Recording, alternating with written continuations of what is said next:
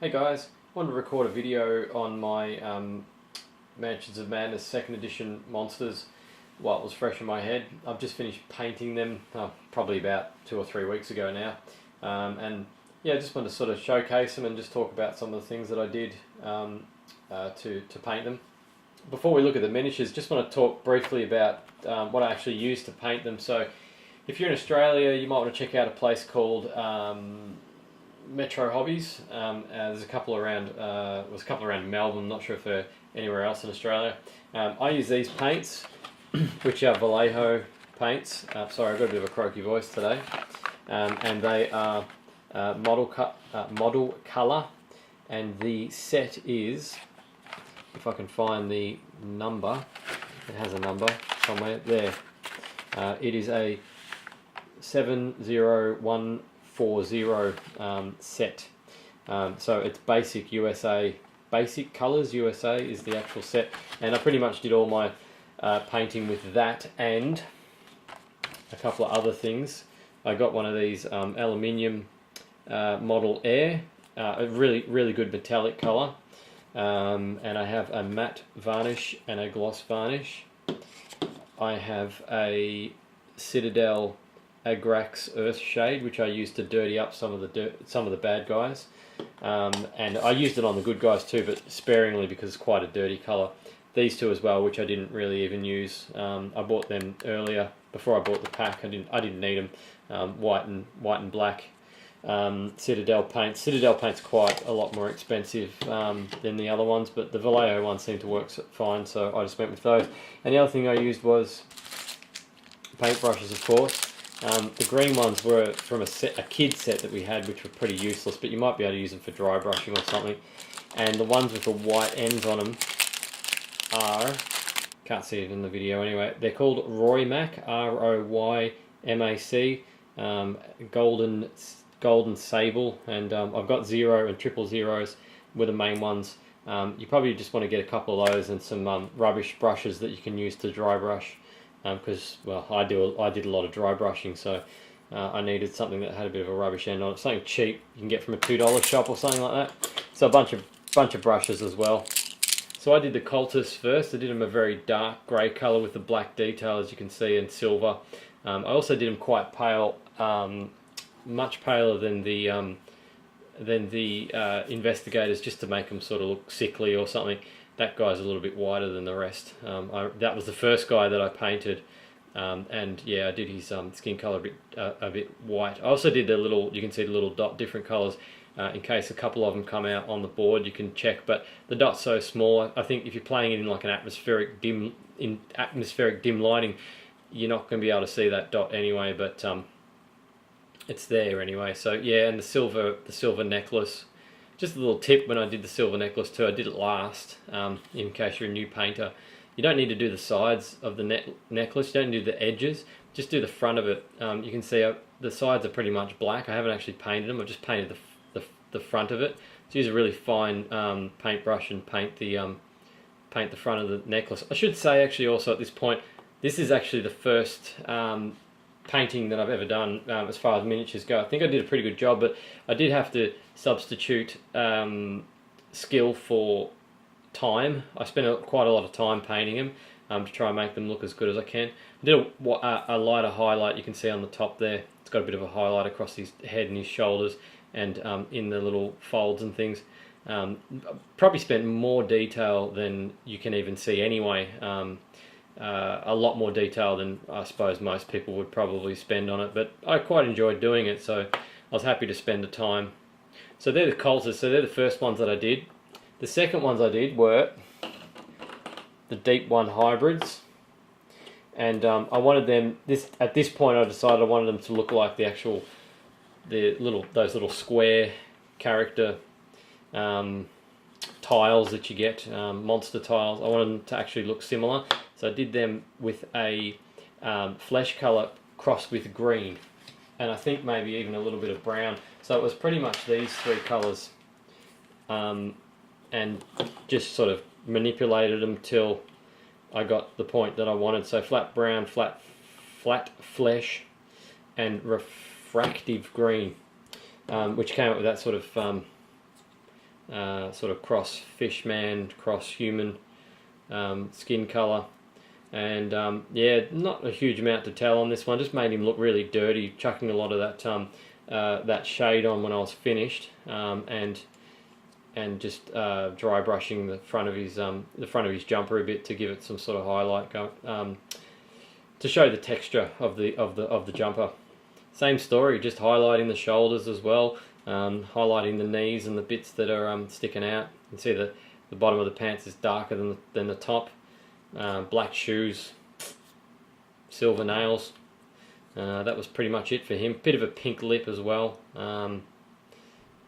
Yeah, these details when you're playing a dark game, you're probably in a dimly lit room or something. Even in a brightly lit room, you're probably not going to pick up half the details of this stuff. But like I said, enjoyed the process. So I decided to spend a bit more time, a lot of time actually. So those four I did. I think I did those four simultaneously, whereas the first cultist I did on its own because I didn't know what I was actually doing, and then the rest of the cultists I did together in a batch sort of manner, which is obviously a lot quicker. So the next guys I did were the deep ones. I actually had quite a bit of trouble with these guys, just because of the sort of organic shading that they have. So I think I actually used a little bit of blue with the green, just to sort of match those monster tiles again. And I think it must be, I guess, white nails, red mouth. I think I actually even put a bit of gloss varnish in his mouth just to make it look wet. Black eyes, and sort of a brownie. There's a lot of the spikes. I think it's going back quite a few weeks now. At least probably 2 or 3 weeks. Yeah, I think it was like a grey colour with brown again, and then a heap of this stuff on it, which works well with characters that you want to look dirty. You can see it's got like a brown tinge on it, which is basically just from this shade, the Agrax Earth shade. These guys were my favourites actually because they're so quick, and I think they turned out pretty good. What is it? Haunting Horror. These were so easy to do.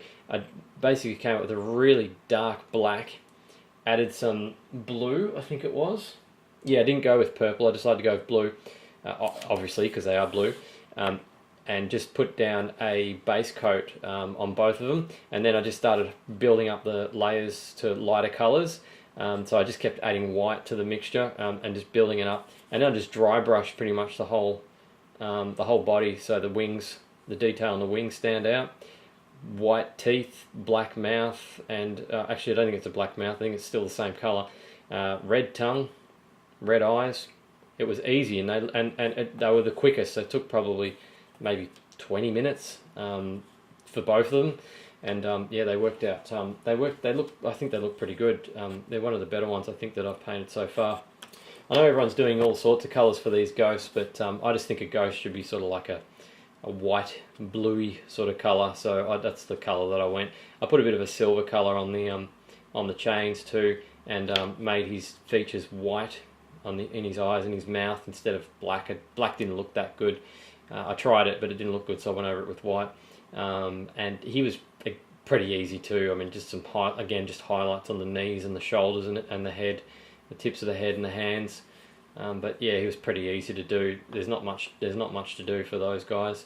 Of course, you've got the Cultists Leader as well, and I forgot about him. I can't remember exactly in what stage I painted him, but yeah, I mean, you know, sort of like I started off with a reddy colour at the top and went down. You've got to be careful with red because as soon as you start adding white, it turns to a pinky colour, and he actually did turn pink. I went over it because it didn't look very menacing with a pink Cultist Leader, so yeah, I just went over it with some red, and yeah, just black details, those band things around on the back of his head. I did black, silver detail, a gold, whoops, I'm not in the shot, sorry, a gold whatever that is in the middle of his head, and the silver knob on the end of his staff.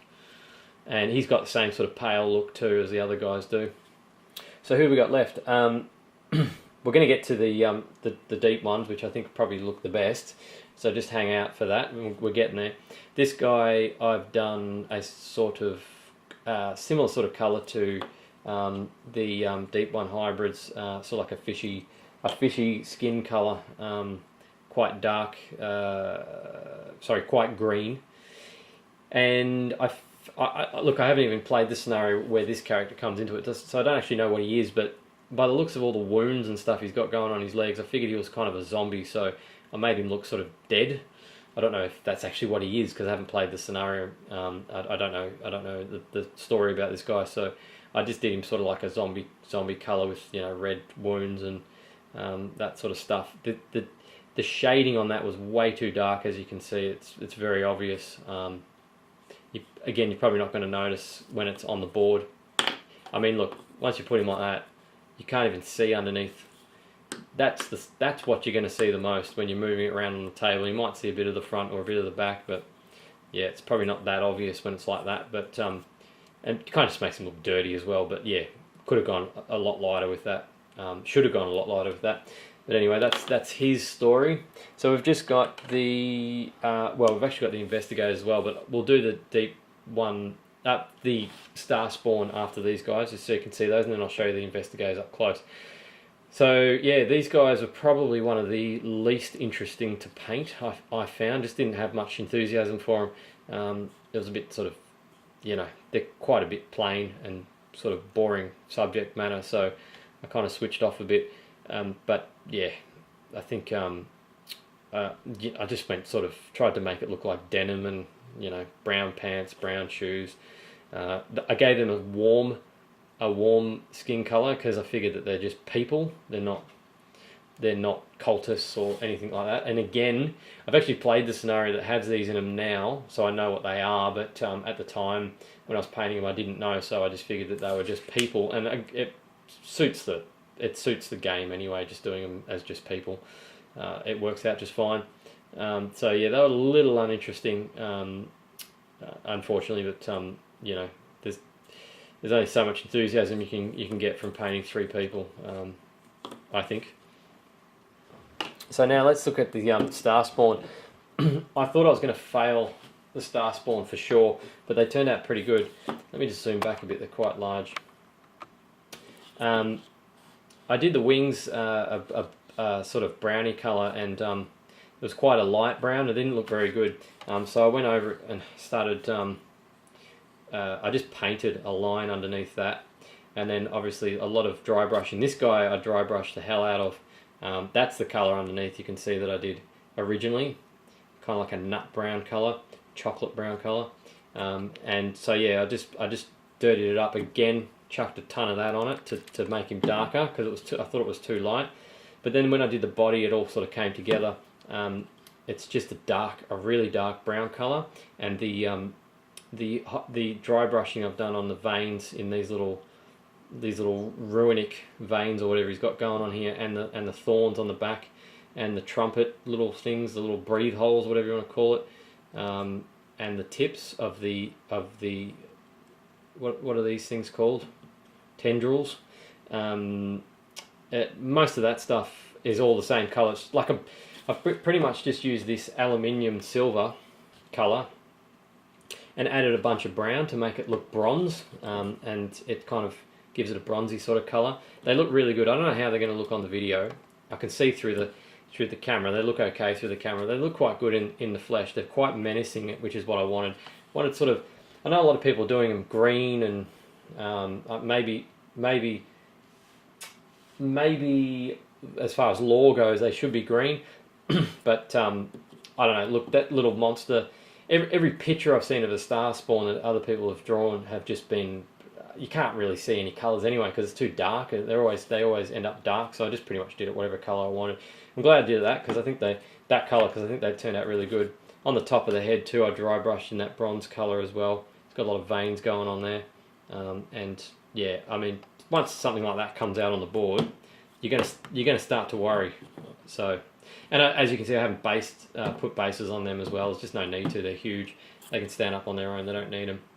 So before we get to the investigators, I'll just talk about the bases.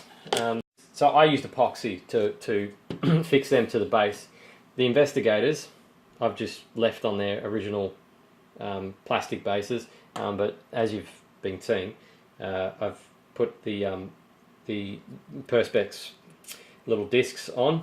So they're all 1-inch discs. In fact, let me get the monsters in view. So they're pretty much all on 1-inch discs.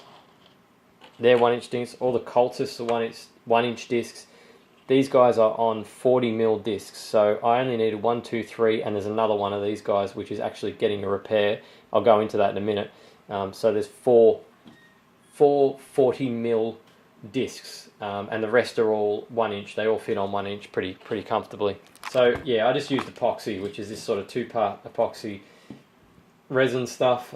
You just get you just get 1 tablespoon. You don't need much to stick them down.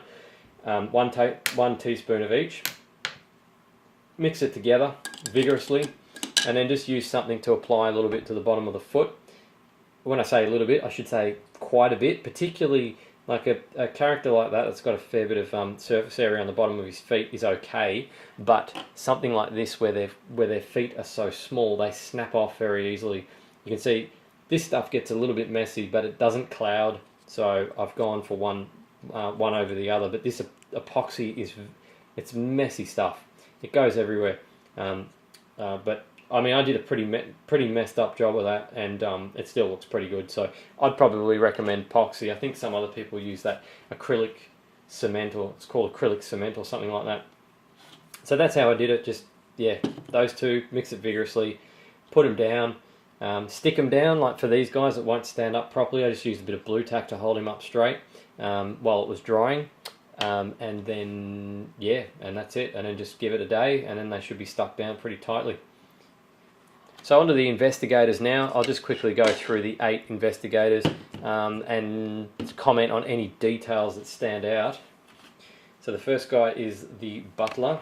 I would suggest when you do these, if you're new to painting, like I am, just to make your job a little easier, if you're painting a Butler, Google image Butlers and see what comes up, because you'll get an idea of what a Butler looks like just from the pictures. And this is effectively what a Butler looks like. They wear a lot of black with just a white shirt underneath that you can barely see. Even the vest underneath is kind of like just a dark grey colour. So yeah, just look them up. Look up whatever you're painting. Like if you're doing like the priest, for instance, I looked up father priest, and the funny thing is that everybody's doing this ribbon, different colours. Like they're doing it red. I mean, red makes him look like he's, like into karate or something, I think. But when you actually look at the colour, that is the actual colour that a priest wears. It's kind of like a pinky purpley colour. So yeah, it helps just to do a bit of research when you're painting them. I found, if you could be bothered spending that much time, of course. And also, I'll just comment too on the colour. To make the colour a little bit more warmer, I used this, the one I was using before. But that's actually it looks a little lifeless. So I'd use that with a bit of white to bring it down, to bring the pinkiness down, and then the absolute tiniest bit of red, just to make it look warmer. When I say tiny, I mean microscopic. This red just absolutely overpowers the skin colour. So it's just the tiniest little bit of red just to make it look a little bit warmer. If you guys like this info, if you're digging the video, give me a thumbs up or a comment and say you want to hear some more, want to see some more. I can do some painting when I'm actually painting the figures as well. If you want to see them painted, I'm probably going to get one of the expansions. So when I get the next expansion, I can do some actual painting. Like some live painting. Actually paint, not just discussing what I've done, but actually doing it with you. So that's the Butler. Then you've got this lovely lady, Min, or whatever her name is. And with just the tip with the glasses, just paint, whoops, I'm off camera, sorry. Just paint the front of the glass. Let's get him out of the shot. It's confusing the focus.